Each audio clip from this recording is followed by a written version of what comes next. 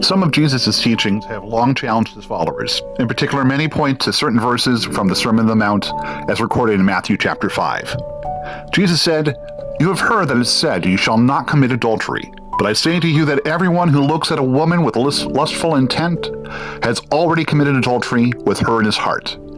If your right eye causes you to sin, tear it out and throw it away. For it is better that you lose one of your members than that your whole body be thrown into hell. And if your right hand causes you to sin, cut it off and throw it away. For it is better that you lose one of your members than that your whole body go into hell." Over the years, many people have wondered whether Jesus' instructions were meant to be taken literally. The answer is yes and no. Yes, he literally meant that when we look at a woman with lustful intent, we have committed adultery in our heart.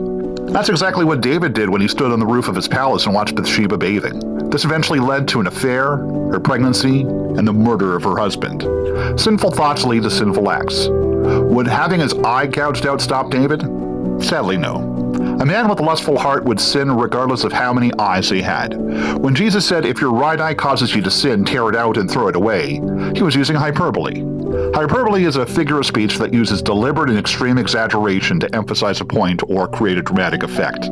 In Jesus' case, he isn't suggesting literal self-mutilation, but calling for radical self-discipline and deliberate action against temptation.